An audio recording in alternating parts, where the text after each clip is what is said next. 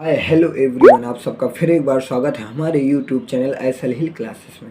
तो आज हम सॉल्व करने वाले हैं 10th क्लास की एनसीईआरटी बुक की एक्सरसाइज 6.3 यानी प्रश्नावली 6.3। तो चलिए वीडियो शुरू करते हैं। और हाँ दोस्तों, वीडियो शुरू करने से पहले अगर आपने अभी तक हमारे चैनल को सब्सक्राइब नहीं किया है तो प्लीज़ आपसे एक ही निवेदन है कि लाल कलर के सब्सक्राइब बटन को दबाकर हमारे चैनल को सब्सक्राइब कर ले और इसे ज़्यादा से ज़्यादा लोगों के साथ शेयर कर दें। तो चलिए वीडियो शुरू करते हैं।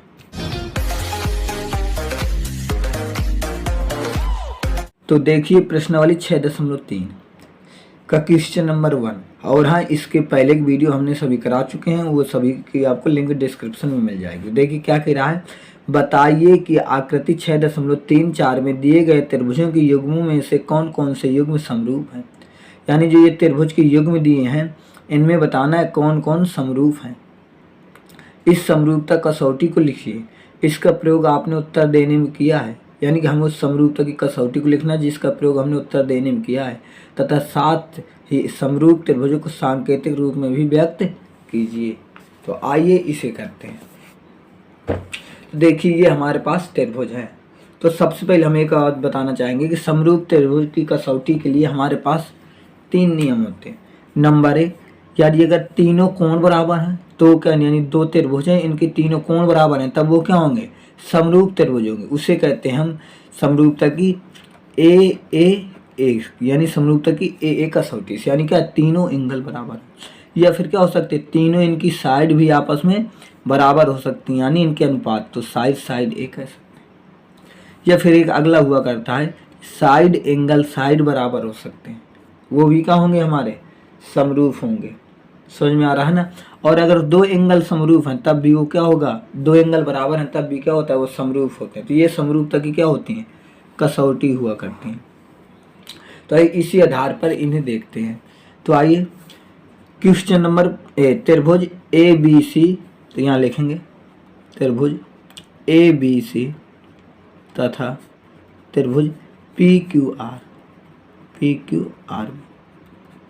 देखिए इसमें एक एंगल ये है 60 और ये 60, तो क्या हो जाएगा, कोण ए बराबर कोण पी, दोनों कितने हैं 60 अंश के। एक चीज मिल गई। अगला क्या है, एक बी ये है 80 और बी ये भी 80 है, तब लिख सकते हैं कोण बी बराबर कोण क्यू कितना है 80, ये हो गया। ये भी 40 है और ये भी 40, तो यहाँ लिख सकते हैं कोण सी बराबर कोण आर कितना है 40। तो अब यहाँ पे कौन, यानी तीनों एंगल बराबर है, तो यहाँ आ जाएगा ए समरूपता की कसौटी से, तो क्या हो जाएगा, अतः त्रिभुज ए बी सी समरूप हो जाएगा त्रिभुज पी क्यू आर। ये हमारा आ गया पहला। तो अब देखिए इसका दूसरे में ये हमें दोनों चित्र दिए, तो इनमें बताना है कि समरूप है कि नहीं। तो यहाँ पे एंगल तो है नहीं, तो साइड देखते हैं। साइड का क्या देखा जाता है, इनके अनुपात बराबर होने चाहिए। तो लिखेंगे त्रिभुज ए बी सी तथा त्रिभुज पी क्यू आर में। तो एक साइड हमारे पास ए बी का अनुपात, यानी ये 2 है, तो हम क्या कर लें, ये वाला ले लें 4, तो क्यू आर यानी ए बी बटा क्यू आर। तो ए बी कितना है 2/4, यानी कि 1/2। इसी तरीके अब दूसरा ले लेते हैं, ये ले लेते हैं बी सी बटा ये वाली पी आर। हमेशा वो लिए जाते हैं यहाँ पर देख के कि उनका करने से हमारा हमेशा अनुपात बराबर आ। हमने 2/4 लिया तो 1/2 हो गया, और 2.5/5 लेंगे तब भी यहाँ पे 1/2 हो जाएगा। फिर 3/6 लेंगे तब भी 1/2 हो जाएगा। तो इस तरीके से लिए जाते हैं कि वो बराबर हो। तो बी सी कितना हमारे पास 2.5, पी आर कितना है 5, काटेंगे तो आ जाएगा 1/2। इसी तरीके से अगला हमारे पास क्या बचा, ए सी बटा क्या हमारे पास पी क्यू तो कितना है 3/6, यानी 1/2। तो अब यहाँ पे देखिए ये इसकी साइड क्या है, सभी के अनुपात बराबर है, तो लिख सकते हैं अतः एस एस एस समरूपता की कसौटी से त्रिभुज ए बी सी समरूप होगा त्रिभुज पी क्यू आर। ये हो गया आंसर। समरूप का साइन ये हुआ करता है इनके अनुपात बराबर है सभी, यानी इनकी भुजाओं के अनुपात बराबर है, तो अनुपात बराबर होते हैं तब भी क्या होता है, समरूप। तो आइए अब देखते हैं अगला। अगला हमारे पास ये है, तो इसमें हमें बताना है कि ये समरूप है कि नहीं है। तो आइए देखते हैं। सबसे पहले ए बी, त्रिभुज ए बी सी तथा त्रिभुज पी क्यू आर में वही रूल है, यहाँ पे भी अनुपात देखेंगे तो कितना आ जाएगा, ए बी। अब ए बी बटा आप 5 करोगे, यानी कि ए बी बटा क्यू आर। ए बी कितना है 2.7 और ये कितना है 5, तो कटेगा ही नहीं। अब यहाँ पे देख लेते हैं अगला, बी सी बटा पी क्यू, तो बी सी कितना है 2/4, यानी आ गया 1/2। अब ये दोनों क्या है, बराबर ही नहीं है, साइड बराबर ही नहीं है, तो क्या होंगे, अतः यह त्रिभुज समरूप नहीं है। तो लिख सकते हैं अतः त्रिभुज ए बी सी तथा त्रिभुज पी क्यू आर समरूप नहीं है, समरूप नहीं है। ये हो गया आंसर, क्योंकि ये इनके अनुपात बराबर ही नहीं आ रहा है। जब बराबर नहीं आ रहा है तो समरूप नहीं है, अगर बराबर आते तो समरूप होते। तो आइए अब अगला देखते हैं, क्वेश्चन नंबर 4। अब इसमें देखिए आप बुक लेके बैठे, बुक में है ये सब कुछ। तो देखिए अब ये हमें इस त्रिभुज में बताना है कौन समरूप है कौन नहीं। तो लिखेंगे त्रिभुज एम एन एल तथा त्रिभुज पी क्यू आर में सबसे पहले एक 70 अंश का एंगल इसमें दिया गया है और एंगल, तो यहाँ लिख सकते हैं कोण एम बराबर कोण क्यू, कितना है दोनों 70 है। एक तो हमें एंगल मिल गया। अब साइड की बात करते हैं, तो कितना एम एन बटा पी क्यू। एम एन कितना है 2.5 बटा पी क्यू कितना है 5, काटेंगे तो आ जाएगा 1/2। और अगली साइड देखते हैं एम एल बटा क्यू आर कितना है 5/10, यहाँ पे भी आ गया 1/2। तो यहाँ पे देखिए क्या, एक हमें एंगल मिल गया, यानी ए मिल गया, यहाँ पे क्या एस एस, तो ये कौन सी प्रॉपर्टी हो गई है, एस ए एस समरूपता की कसौटी से। तो क्या हो जाएगी, दोनों त्रिभुज समरूप लिख सकते हैं अतः त्रिभुज एम एन एल समरूप होगा त्रिभुज पी क्यू आर। ये हमारा आंसर हो गया। तो आइए अब अगला देखते हैं, आई होप आपको समझ में आ रहा हो।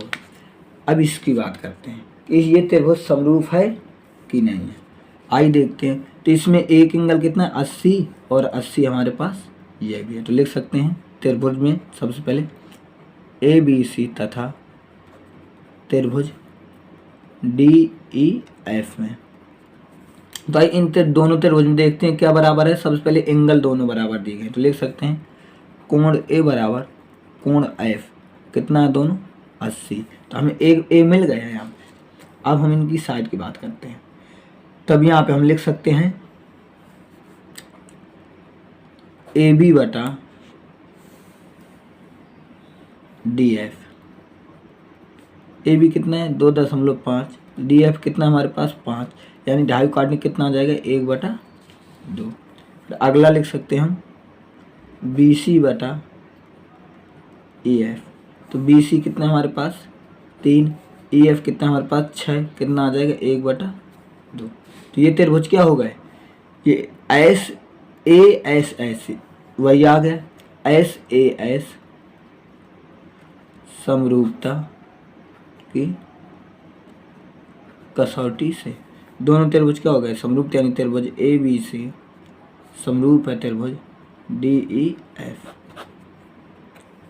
तो आइए अब अगला देखते हैं।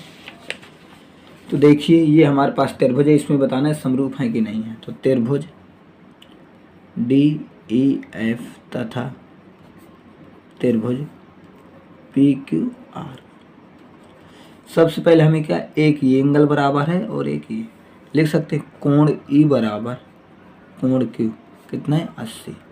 अब समस्या आ गई हमारे पास कि हमें यहाँ पे 30 दिया गया है और यहाँ पे 70 दिया गया। तो सबसे पहला काम है इसके एंगल निकालना। तो हम जानते हैं कि त्रिभुज के तीनों कोण का योग कितना होता है 180। तो अगर 180 में इन दोनों का योग घटा देंगे तो कितना आ जाएगा F। तो F कितना हो जाएगा 8 7 15, यानी F कितना हो गया 30। क्योंकि ये जब आप 130 180 में 150 घटाओगे इन दोनों का योग तो ये निकल आएगा। इसी तरीके यहाँ पे तो ये कितना निकल आएगा 70। और आपको ये आई होप आपको त्रिभुज का निकालना आता होगा तीनों कोणों के संयोग नियम से आप बहुत अच्छी तरीके से। अब आ गए सभी, तो देखिए कोण D बराबर है कोण D के, सॉरी ये P है, तो क्या हो जाएगा कोण D बराबर कोण P 70। और है हमारे पास कोण F बराबर कोण R कितना है 30। तो ए समरूपता कसौटी, तो ए समरूपता की कसौटी से त्रिभुज DEF समरूप है त्रिभुज PQR। तो ये हो गए हमारे पहले के सभी पार्ट। आई होप आपको समझ में आए होंगे। तो आइए अब करते हैं अगला क्वेश्चन। देखिए क्वेश्चन दूसरा कह रहा है आकृति 6.35, यानी इस आकृति में जो ये आकृति हमारे पास है, कह रहा है कि त्रिभुज ODC समरूप है त्रिभुज OBA, यानी ये दोनों त्रिभुज के आपस में समरूप हैं। तो कह रहा है कि BOC 125 है और CDO 70 है।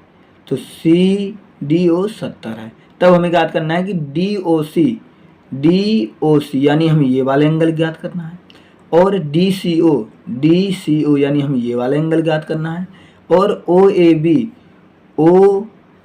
और हमें ये वाला एंगल ज्ञात करना है। ये तीन एंगल हमें ज्ञात करने हैं। तो आइए करते हैं, बहुत ही आसान सवाल है। तो देखिए सबसे पहले जो दिया है हमने वो लिख लिया है, तो हमें जो ज्ञात करना है वो भी लिख लिया आप किताब से। तब आइए करते हैं यहाँ से।